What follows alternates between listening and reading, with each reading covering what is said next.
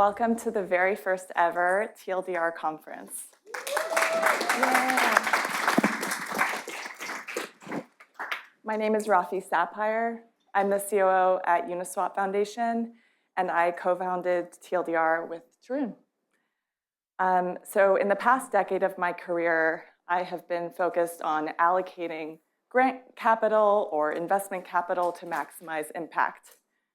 First, that was at a social impact investment fund focused on figuring out how to get Kenya access to solar. And now it's about investing in open source software and research at Uniswap Foundation. And I think that TLDR is a really great example of how to create a really big impact. And today in this talk, we're going to talk about what TLDR is, where we've been over the past year, where we're going over the next few years, and that's going to give you guys the context to understand why we selected the 26 talks and the 26 papers that you're going to learn about today. And tomorrow. And tomorrow. And figure out, like, how do you interact both with each other and the speakers that you're going to hear from. So TLDR came about where most good ideas do, which is a cocktail bar. Last year at ETH Denver, Tarun and I have known each other for 6 or 7 years now. We shared an office back in New York when he was getting Gauntlet off the ground and I was at LivePeer. And so when I joined Uniswap Foundation, which was created in fall of 22, I went to him, we were getting the foundation off the ground, and we said, listen, we want to create a research department. We have up to $1 million a year to invest in research, and what should we focus on? And he said, well, we should get a group of people who have been leading DeFi research and empower them to decide what problems are most pressing, and not only which problems, but how to go about solving them. So we flew to financial cryptography in Croatia. I had never been to an academic conference, so it was a completely new space for me. And one of the things that really struck me was the value of contribution that academics hold so dear. And certainly that value has translated to how we operate TLDR. So we put together from that conference, we put together a group of these amazing council people. So actually I would love for the council members to stand up if you don't mind, or raise your hand if you're shy, so that people know who you are. Woohoo! So this group of amazing people have not only been contributing to the research space prior, but they have been spending countless hours over the past year. This is completely volunteer driven. So they define the problem spaces and have been mentoring the fellows along with some of our mentors over the past year.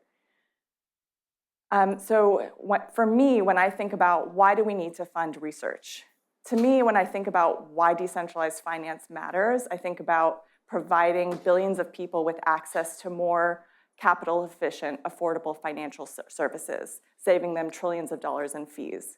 And in order to bring DeFi to the masses, we're going to need a lot of research improving the user experience.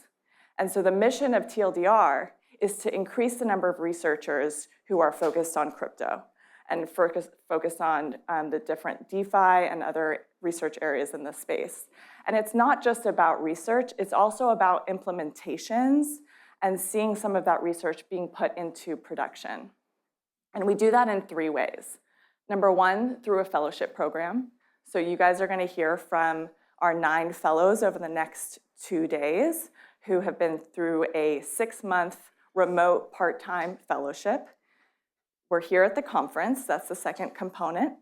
And then third is content. So we just hired a writer in residence who is going to be interviewing and highlighting new DeFi research that's coming out. So we started this last summer, and we've already seen a tremendous amount of momentum. For our fellowship program, for the first cohort, we had 107 applicants, and we only were able to accept 9%. For this conference, we had 76 paper submissions, and we were able to accept 17% of those. We had 40 program committee members, and big thank you to the program committee that worked weekends reviewing all the papers and selecting those. And beyond these numbers, we've also started to see some qualitative momentum that I'm really excited about. One fellow got a job through another fellow at another protocol. We've seen researchers who are starting to work together who had never met before, and this is just the beginning. So TLDR is kind of three components. First, we've got the council. The council's nominated in the spring. They define the problem spaces for the year.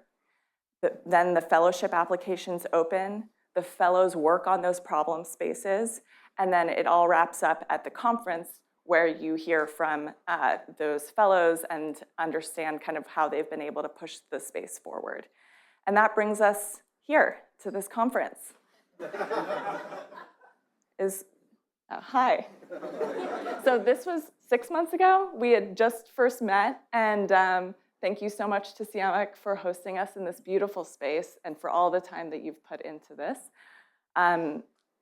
We're really excited to be here, and Tarun is going to talk to you a little bit about where we're going over the next few years.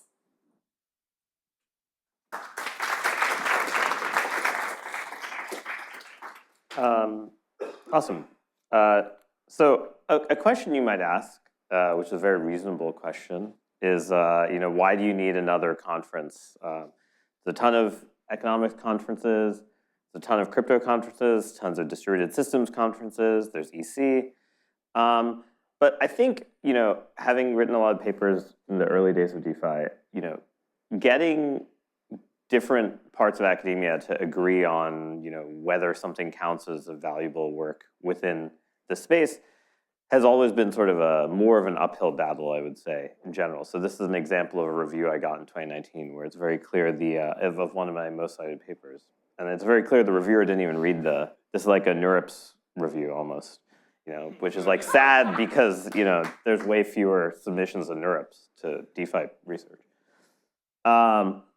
On the other hand, if you look at the way DeFi has evolved over time in terms of the different types of problem segments, the different types of UX problems, the different types of overall systems that people are making, a lot of research makes it to production very quickly, almost faster than any other field. Like people have an idea, someone writes a smart contract in a month or two, and then after that it's in the wild. And so you actually see this really fast feedback loop between research and production. And none of the existing conferences really exist to foment that kind of interaction between theoretical research and applied research. And so that's sort of where we kind of view this as being super important. And I think it would be remiss without kind of acknowledging a lot of the hard work that the conference chairs did. So first off, thanks a lot to Siamak for hosting us, but also for bringing kind of a good eye towards making sure we have the right blend of academia and industry. And then I also really want to thank three other folks who spent a lot of time working behind the scenes. Theo from Damon at MIT, Sarah from Flashbots, and Shinwan from Uniswap. I don't know if Shinwan's here, but they spent a lot of time on the curation side, handling the program committee, and really like figuring out how to get this conference off the ground, so we wouldn't be here without the four of them. And then, of course, thanks a lot to Beta, who's up in the front, for doing a lot of the behind-the-scenes work of organizing different parties involved to make sure that, for instance, you got emails about whether you could make it or not. So I want to give a high-level review of like the way we initially thought of tracks for this conference before talking about where we see the future tracks, so what next year will look like. So at a high level, we chose tracks of things that interact with DeFi in production. And so first, of course, the natural one is infrastructure. So this is everything from zero-knowledge proofs to roll-ups to cross-chain communication, things that impact user experience in DeFi, but maybe the average user doesn't know. The second is DeFi applications themselves. So how do you make better automated market makers? How do you make people get liquidated less, et cetera, things like that. So this is improvements to existing applications or potentially new applications.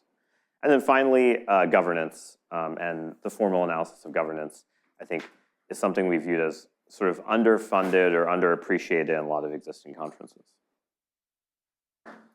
So natural question is, where are we going in the next year?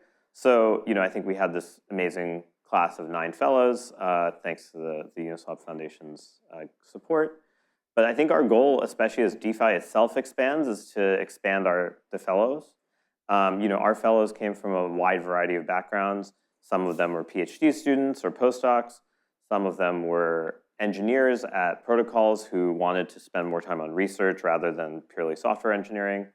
And others were sort of self-taught individuals who happened to really impress our council. The second thing is we want to increase the number of implementations. So this means funding more implementations of existing research. So people who are building the actual smart contract apparatus, people who are building infrastructure, et cetera. Third, we're going to expand the research areas, and we'll talk a little bit more about that in a second. And finally, hopefully, building a sort of longer-term brand for the ecosystem and the project, with a goal of eventually having archival journal that can support publishing in this space. So with that, our council for this year actually expanded quite a bit, and I want to thank everyone on it. It's a mix of people from industry and academia. It's also a mix of people from a wide range of backgrounds, everyone from mechanism designers to people who work in zero-knowledge proofs to people who've worked on practical systems engineering and implementation. And I want to thank everyone who's joined, who's a lot of you are in the room, so thanks again. So, I think we're going to start the fellowship and announce our request for proposals for grants for next year. And some of the topics we are going to include are our bread and butter, which is analyzing and improving AMMs. I think that's sort of the first DeFi problem. So it's obviously not one that's been perfectly solved in a lot of ways. But I think we're going to expand to other kinds of problems. The second being sort of looking at minor extractable value within layer 2s. The third being optimizing transaction costs for users and transaction fee mechanism design. I think there's been a lot of work on transaction fee mechanism design from a theoretical lens, and mainly impossibility results and things that make you want to cry when you read the paper. But I think hopefully we're trying to be more pragmatic about the fact that people still are using these blockchains, so TFMs can't all be impossible. The fourth is restaking. I think this is sort of like the biggest capital accumulation we've ever seen in crypto in terms of capital per unit time. So obviously it needs to be studied. And then fifth is intents and UX, things that improve UX. Fellowship applications are open today. They close June 7th, so you can actually go and see the request for proposals. There are a ton of our fellows here, so you should definitely talk to them, ask them about their experience, or talk to either of us if you're interested. And yeah, I think that's it. I think. So I'll do a couple housekeeping things, and Theo, if you want to come up. Thanks. Thank you. It's been fun to work on this with you. So a few fun things. There is a sketch artist here. Hi, Zach. Zach is going to be doing sketches of all the speakers, which is really great. So that's what he's doodling about.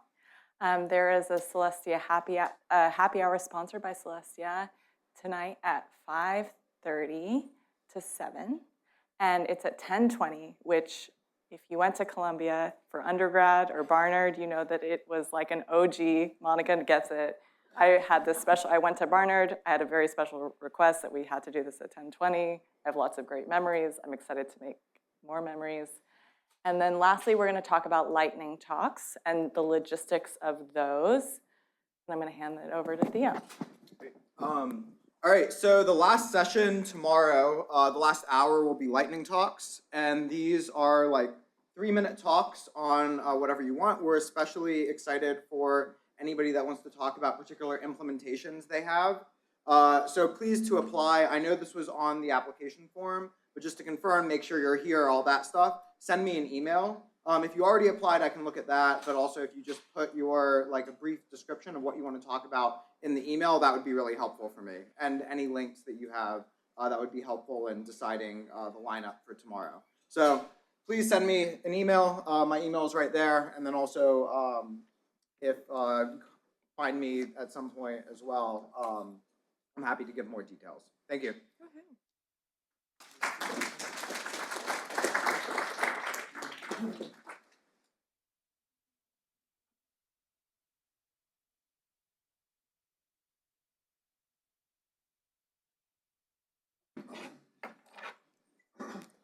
Okay, welcome everyone. For those who don't know me, my name is Siamak Malemi. I'm a professor here. I'm also one of the conference organizers, and myself am a DeFi researcher. But what I'd like to talk to you about for a couple minutes right now is basically on behalf of your host, which is Columbia University, and in particular Columbia Business School. And I think our involvement here, the genesis, is through two kinds of projects funded by generous donors. One is the Digital Future Initiative, which broadly sort of seeks to understand the impact of digital transformation on business. So thinking about things broadly like, generative AI in the workplace and responsible AI and so on and so forth. And of course, one component of business broadly is finance. And so a subcomponent of this Digital Future Initiative is the Brigger Family Digital Finance Lab, which I direct. And one thing that we've recognized as being sort of, or we believe is going to be quite important in the future of finance is in general blockchain technology and decentralized finance. So we're excited to participate in this. We would like Columbia to be a thought leader in this area. And it's really, interdisciplinary here. So, I've been sort of quite involved, but, colleagues throughout the university want to particularly highlight two faculty members, Agostino Caponi in the IEOR department and Tim Roughgarden of computer science, who have worked with me and others in terms of holding events and so on. And so the kind of things we've been doing is really over the past 18 months. This is going to be the 5th conference we've organized. We have a seminar series as well. And all of these are, the slogan we like to use is theory meets practice. So some of these events are a little bit more academically oriented, some are a little bit more industry oriented, but I think one of our goals is really to bring these two worlds together. And that's why we're really excited to partner with people like the Uniswap Foundation and so forth. So just, last thing I want to say is I want to do a little bit of shilling for our upcoming events. We do have this digital finance seminar series held sporadically on Friday evenings here on our campus. Again, we have a mix of industry speakers and practitioners. You can see the past events in YouTube, and many former speakers are actually here now. So I encourage you to engage with us in that in the fall. I also want to advertise our next conference, which will be the 3rd annual Columbia Crypto Economics Workshop. This is something we've been doing for the past few years jointly with the Ethereum Foundation, focusing on blockchain in general, but really mainly on economics and incentives in blockchain. So there'll be more details around that, but certainly the dates are locked in. And so, please mark them on your calendar. We'd love to see you here. And if you're sort of curious about what we're up to otherwise, there's an URL there. You can see links to our past events on YouTube, also a QR code, and finally we have a mailing list. So glad to see everybody here, and speaking for Columbia, really glad to be part of it. Okay, so thank you. So I'll just leave this up for a second while I introduce our first speaker today, who's going to be Eric Budish. This will be the first keynote. Eric is the Paul G. McDermott Professor of Economics and Entrepreneurship at the University of Chicago Booth School of Business. He is generally known for his expertise in market design and particularly in the economics of financial markets. He holds a PhD in business economics from Harvard University. And while his research broadly spans various aspects of economics, I think for this audience, Eric's most significant contribution is his innovative approach to addressing inefficiencies in high-frequency trading. His 2014 paper, The High-Frequency Trading Arms Race, Frequent Batch Auctions as a Market Design Response, advocates for switching from continuous trading to frequent batch auctions in order to enhance market efficiency and fairness. And I believe that's what he's going to talk about today. Now, in the TradFi world, this sparked a lot of discussion and was quite influential. I remember actually maybe it was on 2014, 2015, you came here and gave a talk about that paper. However, on the implementation side, maybe a little bit less interest in the TradFi world. On the other hand, in the DeFi world, where people actually implement things rather than just talking about it, there's been quite a bit of interest in frequent batch auctions, and they've become a key financial building block in DeFi. And to the extent that you hear the phrase frequent batch auctions, it's because of Eric and his co-authors. As a matter of fact, I looked this morning, and at least on Google Scholar, I cannot find any mention of that phrase prior to 2014. So, of course, auctions have been around in a long time, and auctions in financial markets have been around in a long time. But the idea of frequently holding discrete batch auctions is again really due to Eric and his co-authors. So, not surprisingly, he is also active in the DeFi space as an advisor to CowSwap and potentially others.